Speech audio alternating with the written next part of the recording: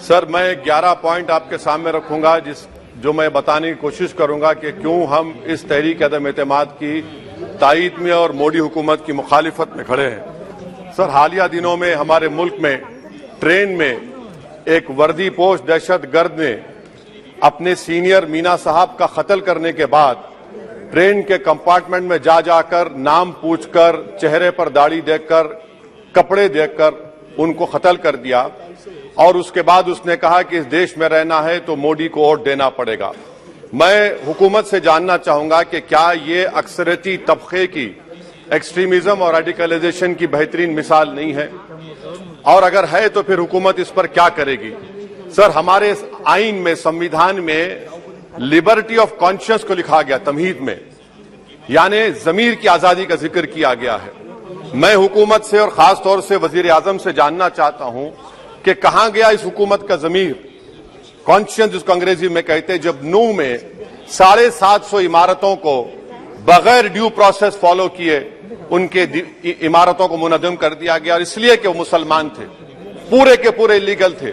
इसीलिए पंजाब की हाईकोर्ट और हरियाणा की हाईकोर्ट ने कहा कि ये एथनिक क्लेंसिंग है। इसकी एक बेहतरीन मिसाल है उस हुकूमत की। तीसरी है कि इस मुल्क में एक नफरत का माहौल, बल्कि आतिश को पैदा कर दिया गया, मुसलमानों के खिलाफ नफरत का माहौल। ये इनका 9 साल का इनका ये कारनामा है। तीसरा सर, मणिपुर के ताल्लुक से कल बड़ा लंबा जवाब वजीर दाखिला ने दिया। सर, आसाम राइफल के ऊपर केस बुक हो जाता है, FIR हो जाता है। क्या हो रहा है वहां पर? कहां गया आपका कॉन्शियस, कहां गया आपका जमीर, जब वहां की महिलाओं की अस्मत रेजी की जा रही है? और आप मुख्यमंत्री को नहीं हटाना चाहते इसलिए क्योंकि वो कोऑपरेट कर रहा है।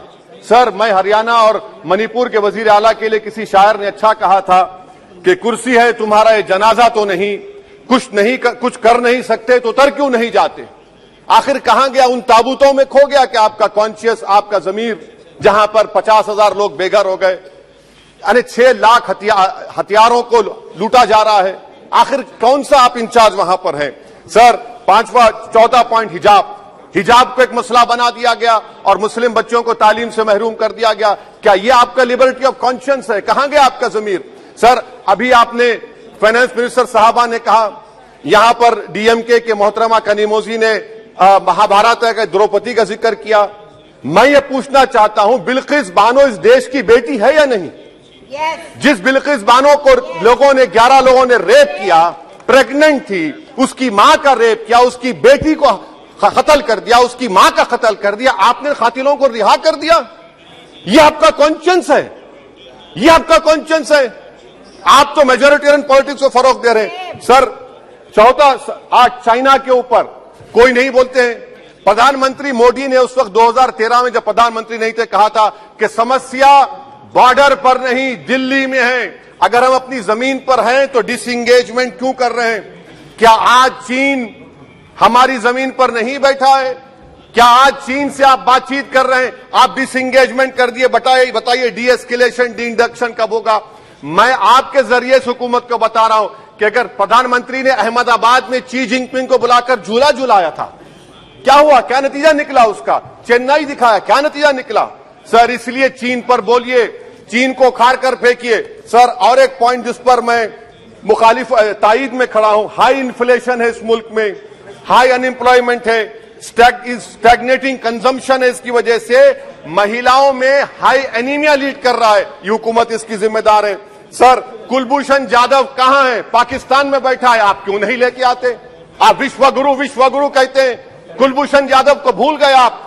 कतर में 8 नेवी ऑफिसर 1 साल से जेल में हैं, आप नहीं ला सके उनको। सर, और एक चीज, 1991 का प्लेसेस ऑफ वर्शिप एक्ट इस ऐवान में पास किया गया था कि तारीख के जख्मों को नहीं खुरेदा जाएगा। आप खुरोद रहे हैं उनको। मैं आपको इंतबाह दे रहा हूं, वार्न कर रहा हूं, इस मुल्क को 90 के दहे में मत लेकर जाइए। 91 का एक्ट सुप्रीम कोर्ट में जवाब दीजिए कि आपकी हुकूमत 91 प्लेस ऑफ वर्शिप एक्ट की कायम है, उस पर कायम रहेगी। UCC सर, इस UCC का फॉर्मूला क्या है? एक मुल्क में एक मजहब, एक कल्चर, एक जबान। ये तो डिक्टेटरों का फॉर्मूला है। भारत एक गुलदस्ता है, भारत एक मोजाइक है। यहाँ पर बेशुमार जबाने, बेशुमार मज़ाहिब बोले जाते हैं और हिंदू अनडिवाइडेड फैमिली में। Sir, I am concluding. 8,75,75 Hindu खानदानों को 3,800 करोड़ डिडक्शन मिला। इसके बारे में आप क्या कहेंगे सर? मैं कंक्लूड करने से पहले आपको बताना चाह रहा हूं कि माइनॉरिटी वेलफेयर का बजट 40% कम कर दिया गया। पढ़ो प्रदेश, प्री मैट्रिक स्कॉलरशिप कम कर दी गई। मौलाना आजाद फाउंडेशन खत्म कर दिया गया फेलोशिप, और इसकी वजह से 1,80,000 मुसलमान हायर एजुकेशन में गायब हो चुके हैं। सर, मैं इख्तिताम में कह रहा हूं कि पसमानदा मुसलमान से प्रधानमंत्री को बड़ी मोहब्बत है। ये कौन सी आपकी मोहब्बत है पसमानदा, जो आपके पास एक मुसलमान मिनिस्टर नहीं है वहां पर? इखलाक से लेकर, पीलू खान से लेकर, अफान अंसारी से लेकर लुकमान अंसारी, मॉब लिंचिंग पूरे पसमानदा मुसलमान की होती है। पावर लूम बंद है अंसारियों के, कुरैश बरादरी का कारोबार बंद किया जाता है। स्पीकर सर, मैं कंक्लूजन में अभी कल हमारे होम मिनिस्टर ने कहा था क्विट इंडिया। अगर इनको मालूम हो जाए कि क्विट इंडिया का नारा एक मुसलमान ने दिया था तो वो भी नहीं बोलेंगे। वो नहीं मालूम था उनको। उसका मैं कंक्लूड कर रहा हूं, उसका नाम यूसुफ मेहर अली था सर। यूसुफ मेहर अली ने क्विट इंडिया का नारा बनाया, जिसको महात्मा गांधी ने सारे देश में एक पैगाम किया। मैं कंक्लूड कर रहा हूं सर, इस देश में अगर आज क्विट इंडिया करना है तो कहना पड़ेगा चाइना क्विट इंडिया।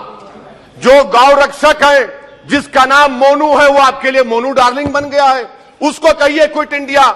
सर, जो लोग तुष्टीकरण की राजनीति आप कर रहे हैं, आप हिंदू अक्सरियती लोगों में हथियार बांट रहे हैं, ये आप देश के लिए खतरा पैदा कर रहे हैं। सर, हम कंक्लूडिंग। इसीलिए हम आपसे अपील कर रहे हैं कि हुकूमत से कह रहे हैं कि आप जो सियासत कर रहे हैं, इससे नुकसान देश को होगा। प्रधानमंत्री जब खड़े होकर जवाब देंगे, हम उनसे पूछना चाह रहे हैं, पॉइंटेड क्वेश्चन है, क्या देश बड़ा है या हिंदुत्व गोलवालकर की आइडियोलॉजी बड़ी है? मैं इस तहरीक अदम एतमाद की तायद में खड़ा हूं और हुकूमत की मुखालिफत में। सर, एक आधा मिनट सर। सर, दो लोग, दो महाज है इस मुल्क में, एक चौकीदार है, एक दुकानदार है। एक चौकीदार है, एक दुकानदार है। जब जुल्म हम पे होता कोई मुंह नहीं खोलते। यूएपीए का कानून अमित शाह ने लाया, इन दुकानदारों ने तायद की। आज उस यूएपीए का कानून में 83 साल का बुढ़ा सिपर खत्म करो, सिपर नहीं होने से मर गया। आखिर कब तक दुकानदार और चौकीदार हमारी लाशों पर सियासत? सर, हम कंक्लूडिंग। कब तक सियासत करेंगे? अगर आप जुल्म के खिलाफ आवाज नहीं उठाएंगे तो आपकी दुकानदारी नहीं चलेगी, चौकीदार को पकड़ेंगे, तीसरा महाज करेगा।